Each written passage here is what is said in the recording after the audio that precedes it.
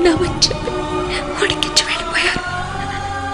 సాయంత్రానికి వచ్చేస్తామంటే పెద్ద దూరం కాదనుకున్నాం. తిరిగి రాలినంత దూరం అని తెలుసుకోలేకపోయాం. అయ్యో చెప్పడం మర్చిపోయాను. నీకు హ్యాపీ బర్త్డే ముందు నేనే చెప్పాలనుకున్నాను. Happy birthday. ఆ గాయం ఏంటి? ఇదా, నీకు చెప్పలేదు కదూ, పెద్ద ప్రమాదం తప్పింది. అక్కడ కత్తిని చూశాను. నేను లోయలో పడిపోతుంటే సేవ్ చేశాడు. అందుకే ఒక్కదానివి ఎక్కడికి వెళ్ళకూడదని చెప్పేది. అవును, నిన్ను కాపాడింది ఎవరు? మగాడు.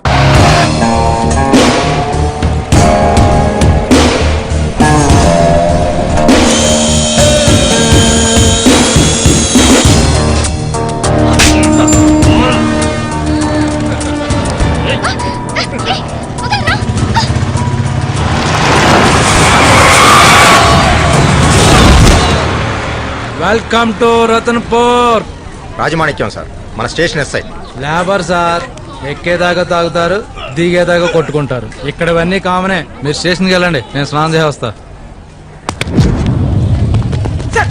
ఒక్క నిమిషం సార్, మన వాళ్ళు రెడీ అవుతారు. ఎక్కడ?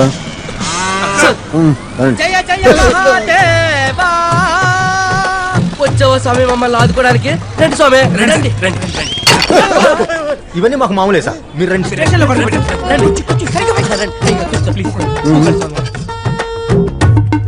బాగుందిరా, చాలా బాగా మెయింటైన్ చేస్తారు.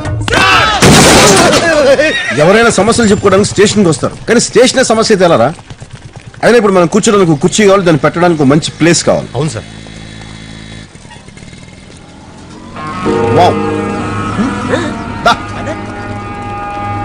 చలో రే చలో రే చల్ చలో రే చల్ రే చల్.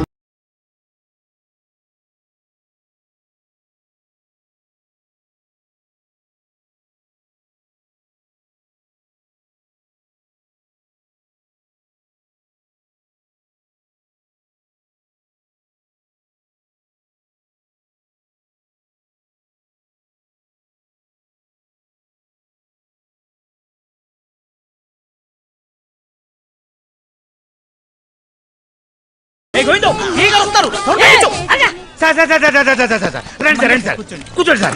నమస్కారం సార్. కొత్త కుర్చీ సార్, ఫస్ట్ బండి మీదే. పేరేంటి? గోవింద్ సార్. గోవిందు సార్, సింహాసనం మీద కూర్చున్నట్టుందా? సార్ ఫేస్ ప్యాక్ ఏమైనా పెట్టమంటారా? రే, నువ్వేం చేయించుకుంటావా?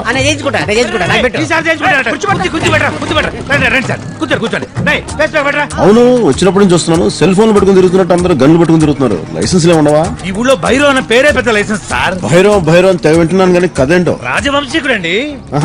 ఈ ఊళ్ళో రాజుగారి తర్వాత ఆయనే పెద్ద రాజు, కానీ దేవుడు లాంటి మనిషి సార్. ఎన్ని మట్టలు చేసినా సరే నవ్వుతానే ఉంటాడు బాబు. అవునా? సార్, ఆయనకి 4 చేతులు. ఒకడు అప్పాజీ. అప్పాజీ చంపడానికి దోపిడీలకి స్కెచ్లు వేస్తుంటాడు. వావ్. ఇక 2వ వాడు ధన్ను. వాడు చంపుతూనే ఉంటాడు. ఇక 3వ వాడు పఠాన్. వాడు దోచుకుంటానే పోతుంటాడు సార్. ఇక 4వ వాడు మట్కా సీను. ఇప్పుడు నేను చెప్పానే, వాళ్ళందరికి బెడ్షీట్లు వేసి ఎంటర్టైన్మెంట్ ఇస్తాడు సార్. కలెక్షన్ రాజా. మీరు లా అండ్ ఆర్డర్ అంటారు చూడండి సార్, అలాంటి దగ్గర ఏముండదు సార్. అసలు మీకు పనే ఉండదు sir. Sambar law and order పని లేని కాడికి ఏం చేయాలి? అనవసరంగా వచ్చేవారు ఈ పక్క వేయించుకుని చాలు. పద, కంటిన్యూ. ఓహో బస్తీ దోసాన్ని బాగా ముస్తాబయ్యింది, అంద చందాల వన్నెలాడి ఎంతో. మట్కా సీన్ అని చెప్పామే, అతనే సార్. బాడీలో ఎనర్జీ లెవెల్స్ బాగానే ఉన్నాయి. నమస్తే సార్. నమస్తే, కూర్చో. కూర్చోమంటారు కదా, కూర్చో. సరే, ఇంకో పాట పాడు, వదిలేస్తా. లేదు సార్, డ్యూటీ టైం అవుతుంది, బయలుదేరాలి. పాడమంటారు కదా, పాడు. నువ్వు ఎక్కడికి వెళ్తావు? కూర్చో. పాడు. పాడకపోతే సీన్ సీరియస్ అయిపోతుంది. అబ్బో, పాడే. సన్నజాజి పాడక మంచ కాడ పాడక చల్లగా పాడక మాట వినకుండా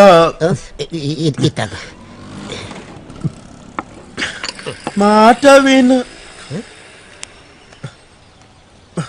భయంతో నోట్లో నుంచి ఉత్త గాలి వస్తుంది. పాడకపోతే గన్లోంచి బుల్లెట్లు వస్తాయి. పడే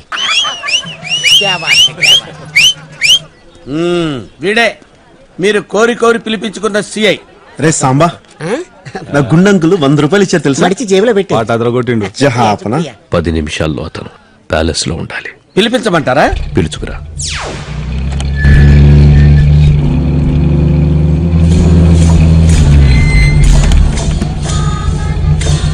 నమస్కారం. నమస్కారం. మున్షీరావు, వీళ్ళని లోపలికి తీసుకెళ్ళండి. రాజకుమారికి జన్మదిన శుభాకాంక్షలు. ఆశీర్వదించండి. మా ఆశీస్సులు మీకెప్పుడూ ఉంటాయి అర్షిదేవి. ఈ ఆస్థాన దళపతిగా రాజావారి ఉనికిని కాపాడడం నా విధి. It's amazing. ఇది 4వ తరం రాజావారైన రాజా భూపేంద్ర సింగ్ వారిది. అవి మా చరిత్రకు ఆధారాలు. వాటికి విలువ కట్టి మమ్మల్ని మేము అవమానించుకోలేం. మీరే చెప్పండి. एक्शन के बाद फाइनल फिगर तय करेंगे. अभी आप 85 लाख एडवांस ले लीजिए. Hello Arshi darling, a very very happy birthday to you. ఈ మేనత్త నీకిస్తున్న బర్త్డే గిఫ్ట్ ఏంటో తెలుసా? రాజా విఘ్నేష్ చంద్రవర్మ. ఒకప్పుడు కోటగిరి సంస్థానాధీశులు. 1000 ఎకరాల మాగాణుంది. కోర్టులో ఉందనుకో, వచ్చేస్తుంది. అర్షి, నాన్నగారి ట్రస్ట్ కోసం ఇలా జ్ఞాపకాల్ని అమ్ముకుంటూ పోతే ఎలా? మిస్టర్ వర్మ, అర్షి, మర్యాదగా బయటికి నడవండి. నువ్వు వాళ్ళని కాదు, నన్ను ఇన్సల్ట్ చేస్తున్నావు. గీతాదేవి గారు, మా రాకుమారికి ఎలాంటి వరుడు కావాలో మాకు తెలుసు. మా ఇంటి విషయాల్లో జోక్యం చేసుకోవడానికి మీరెవరు? తప్పుడు బంధానికి పుట్టిన వాళ్ళ నాన్నగారికి పుట్టారన్న ఒకే ఒక్క కారణంతో రాజావారు 10% వాటా మీకిచ్చారు. మీకు మొత్తం కావాలి. దానికి మీ మాట వినేవాణ్ణి హర్షీదేవికి ఎలాగైనా అంటగట్టాలని చూస్తున్నారు. అది ఈ హరినారాయణ ఒంటిలో ఊపిరుండగా జరగదు. మన వాటా తీసుకుని బయలుదేరు. మీరు తీసుకోమంటే తీసుకోవడమే. ఏంటయ్యా ఇది? వీళ్ళ ఆటలు కట్టించే వజ్రం లాంటి వరుణ్ణి రాకుమారికి తీసుకురావాలి.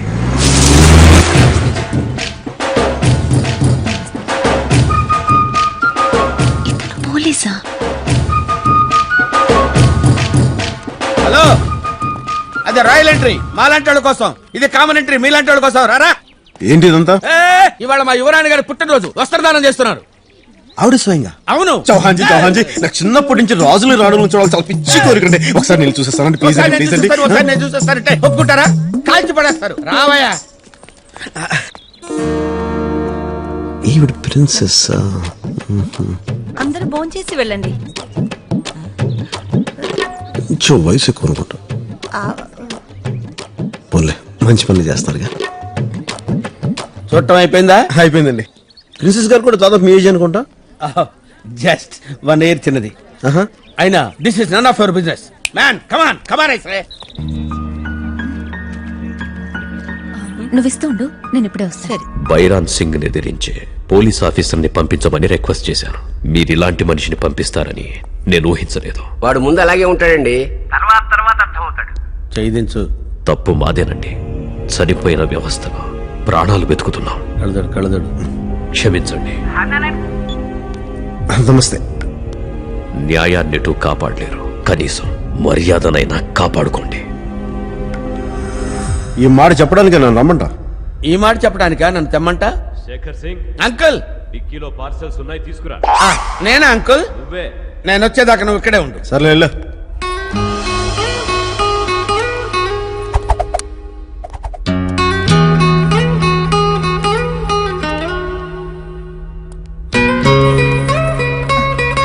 మీరు వెళ్ళండి. అయ్యో, ఏంటమ్మా ఇది?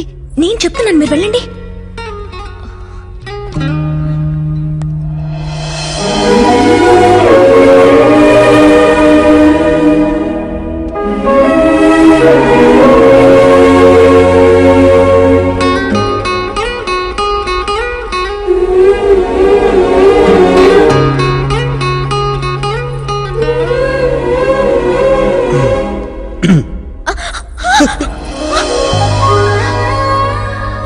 ఏయ్, నువ్వు ఇక్కడేం చేస్తున్నావు? ఆ రోజు పేరు చెప్పకుండా పారిపోయావు. పేరేంటి? నిన్నే. పేరేంటి? నా పేరు పేరు నా పేరు పేరు చెప్పు. చెప్పు. అసలు నీలాంటి హార్డ్ కోర్ క్రిమినల్స్ అయితే ఎలా చెప్పించాలో నాకు తెలుసు, కానీ గాని ఎందుకులే, పోలీస్ బ్రెయిన్ వాడదాం. చేతిలో బ్రష్, మెత్తటి సుఖమైన చేతులు, మరి మెత్తగా ఉంది.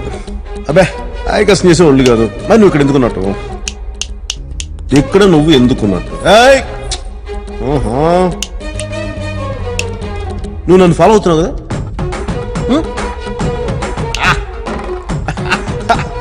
ఎందుకు ఫాలో అవుతున్నా చెప్పు.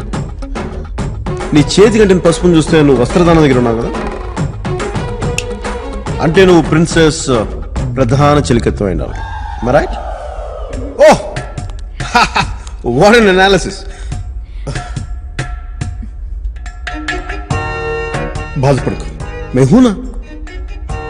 నీ ఒంటరి బతికి ఎలా ఉంటుందని నన్ను అడుగు. నేను అదే ఒంటరితనంతో బాధపడుతున్నా. మన ఇద్దరం ఒకటే పడవ మీద ప్రయాణిస్తున్నాం. నేను నీకు లైఫ్ ఇస్తాను, హ్యాపీగా వాడుకో, యూజ్ చేసుకో, పెళ్లి కూడా చేసుకో, కానీ నన్ను మటుకు బాగా చూసుకో. ఇంకా ముందుకెళ్ళబోయే ముందు ఒక మాట నేర్చుకుందాం.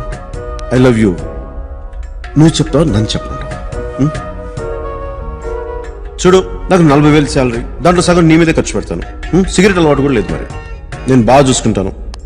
నువ్వు వెంటనే చెప్పాల్సిన పని లేదు, టైం తీసుకో, ఆలోచించుకొని చెప్పు.